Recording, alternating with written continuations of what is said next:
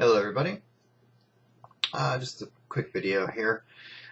Went to the Crucible this weekend from Orlando. That was a War Machine Hordes tournament and a 40k tournament at the same time. Last year it was only Warhammer and, or not Warhammer, but War Machine and Hordes, I'm sorry. War Machine and Hordes. And last year I think we had about 30 or so bros show up. This year we packed it. We had 50 guys show up. It's 3 days of gaming, and then over on the War Machine side, or not War Machine, but over at the 40k side, I want to say it was over 25 people showed up for that. Not quite as many people as the War Machine and Hordes. Not to say there's not people there for that, but this year was the first time of it being out. I think after all these guys that went there and played and seen the prize support and the way that things were done, that next year that will also be a big success. That the amount of people that will come out for it will grow. We had some people from Texas. I wanted to say there's somebody a little bit further than that I bumped into came out, but we had people from all over. Well, we had people from a good chunks, mostly Florida, but we had some Georgia. Texas, and there's a couple other places that some people came out to play this tournament. Had you won on the War Machine Horse side in the Crucible itself, which was the main tournament, you got an invitation, guaranteed invitation to War Machine Day or War Machine Weekend or whatever it is, which is an official large tournament held by Privateer Press, from what I understand. I actually lost all weekend.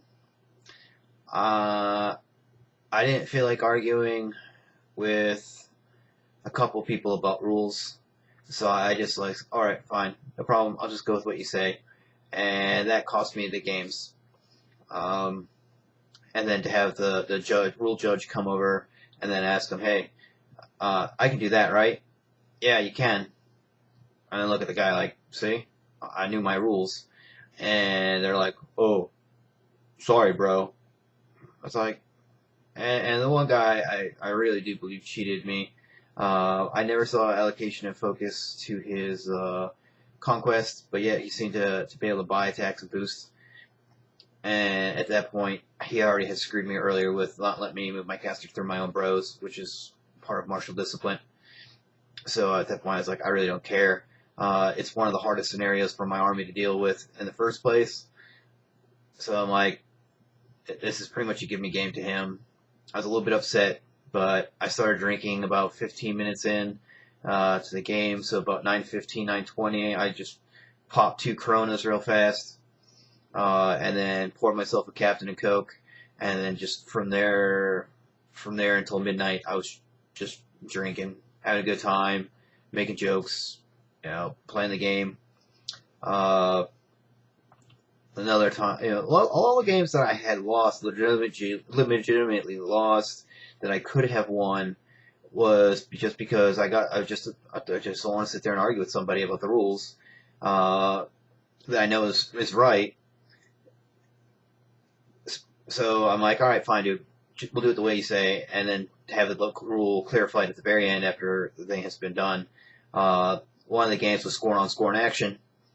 And he had to use my Beast Handler. He had to charm my Beast Handler, have it come over and hit my caster, which was amazing. It even did that. It was a stupid roll, and they can auto point damage. Well, my caster had 1 hitbox left, and I had 4 Fury sitting on him, so I could transfer.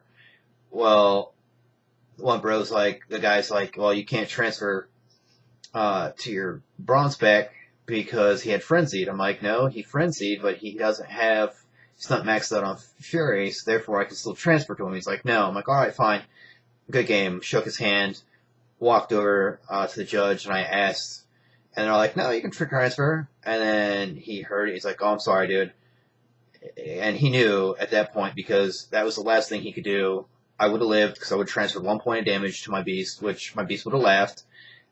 End game, my caster was on the objective.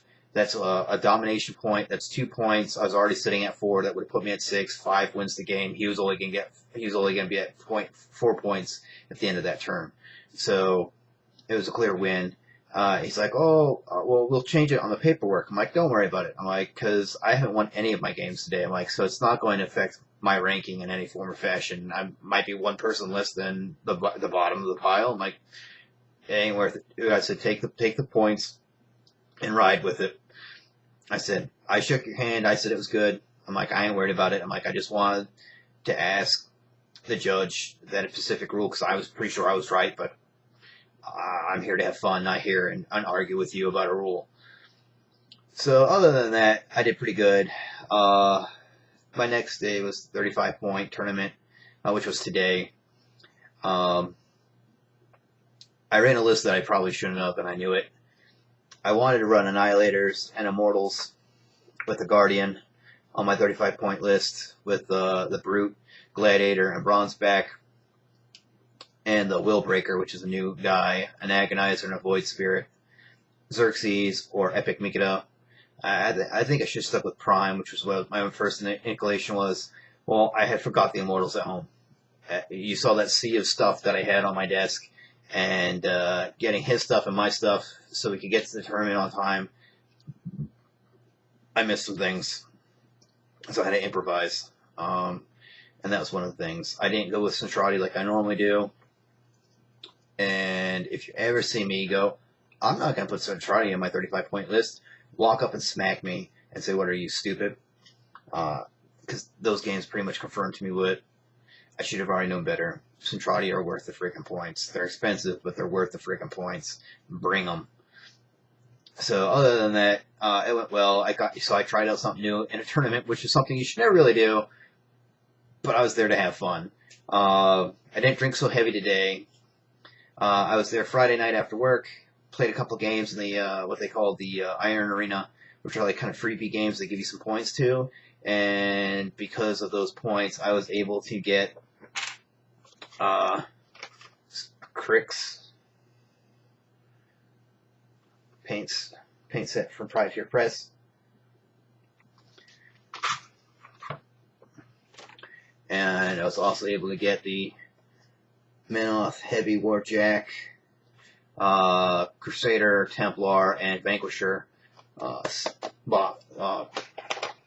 Jack kit. And I also got Warcast Studios gaming accessories. These are also the same people that build or make the portable warfare bags that you've heard me talk about that are good bags at a great price. These ones are the wooden deck bases, 30mm round fancy. And really not much in the way of flashing on the edges. Nothing that wouldn't be too hard to clean up. You can see a little bit of air bubbles, but only the air bubbles are on the bottom. And a quicksand, and I mean literally a quicksand, would solve that problem. You could actually not sand it, and it would be fine. That's how fine those bubbles are down there. But here is the actual base.